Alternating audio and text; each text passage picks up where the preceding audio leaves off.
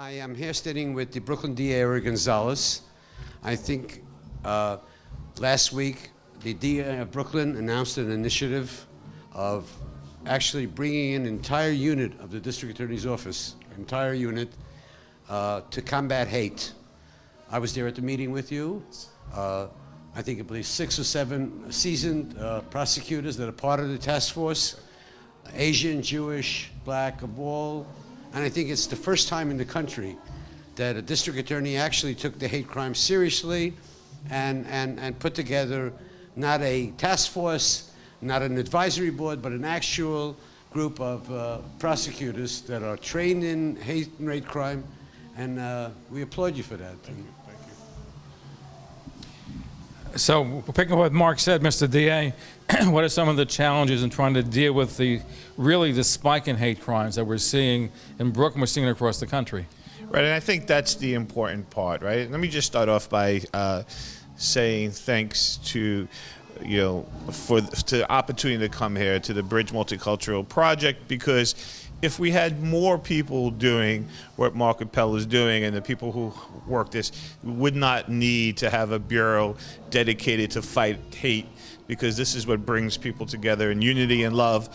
So my unit is brought together not only to fight hate crimes in terms of prosecution, but to prevent it. It's going to be a preventative bureau. We're going to go out and do educational programs. We're going to meet with community leaders, and we're going to speak at schools, but we're also going to go community to community so that we can bring peace back to our community. No one in Brooklyn should be afraid to walk down the street, but we've had an increase in hate crimes, and so the unit was needed, and we're going to combat it vigorously in the courtroom, but we're also going to educate and teach tolerance. Now, how does one designate a crime as a hate crime? I know in Brooklyn and Borough Park there was some questions where a Hasidic gentleman was beat up, and it took a while before it was designated as a hate crime. At what point do you say that this is not just a random act of violence, but a hate crime? It's a great question.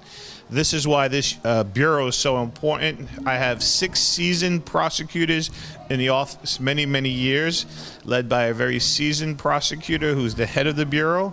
I have 2 junior assistant DAs, so 8 DAs in total. It's going to be 2 investigators, paralegals, so it's a real bureau. They're going to know all the law. And part of hate crimes is very different than any other case, because in most cases the DA does not have to prove motive.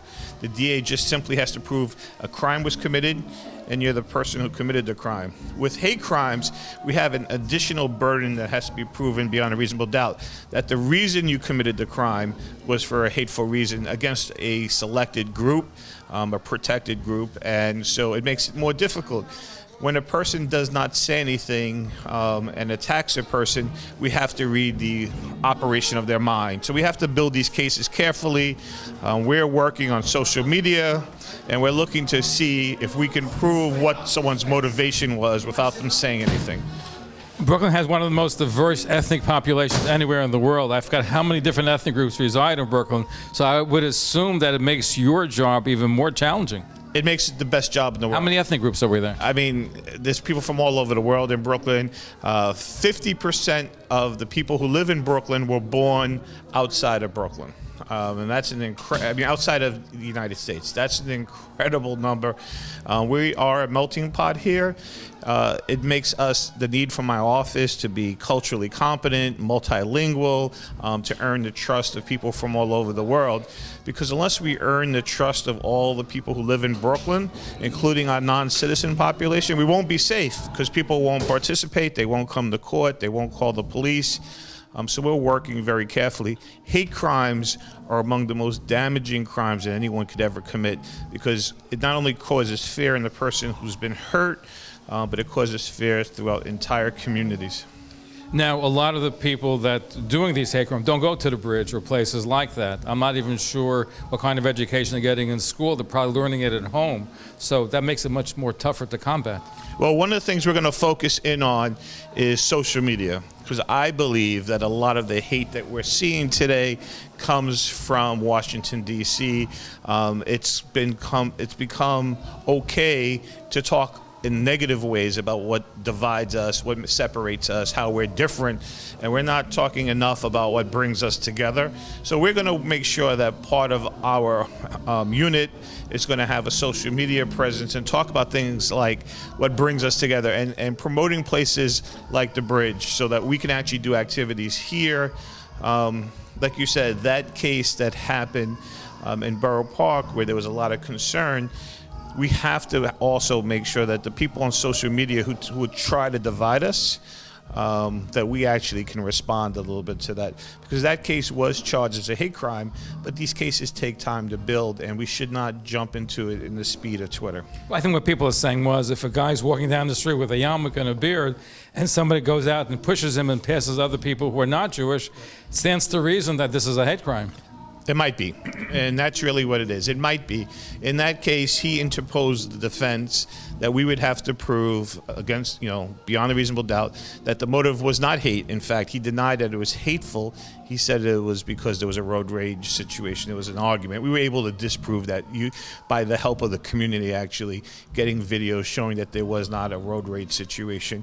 But we actually have the burden of moving forward and proving someone's motive. So those are difficult challenges, but we have now, I'm fairly certain that we have the best hate crimes bureau in Brooklyn. Really dedicated people come from all over. As Mark said, people from all ethnicities, some LGBT communities represented, and these are all people that are working there because they want to do this work. So we're going to get great results. Anyway, thank you for sharing that with us and doing an excellent job. We're getting good grades and good raves from the community, so you're doing a good job. And Mark, Mayor Rappel, thank you for having the DA tonight. Thank you so much. Thank you. Thank you very much, Seth, for being here with the district attorney. And I believe that this is just the beginning. Education, education, education. I'll be announcing this evening the new initiative that we've been doing, going to public schools, together with the DA's office, because people have to understand that hate crimes is a lack of a proper education. This young man that put a swastika on that synagogue in Union Temple, he probably didn't realize the impact of pain and hatred that's going to resonate with people that survived the Holocaust or Jewish people. He didn't realize it. He was never taught that. So we're going to go into schools, we're going to teach them what a swastika is, what other signs of hate is, right? We went to the church in Greenpoint, and we raised $1,000 last week when they turned over the statues. And people didn't understand. In that church, it was a peaceful church, but they had no connection with the community. So I think conversation is the #1 remedy. Conversation. And we've started this conversation at the Bridge 6 years ago, and we will continue conversing. Thank you. And one final word on this issue is we also have to deal in all communities with people with mental health issues, because what I have seen as the DA is that often the people that are brought to these moments of committing hateful crimes, when you look back on their records, they have issues surrounding mental health. So we want to make sure that we also build out services, so when someone sees that a loved one or someone they know is not, functioning appropriately, we can get them immediate help. And so one of the things that I hope to see is that we bring our community resources together so that we can stamp out hateful conduct. Does that mean more therapists on your staff?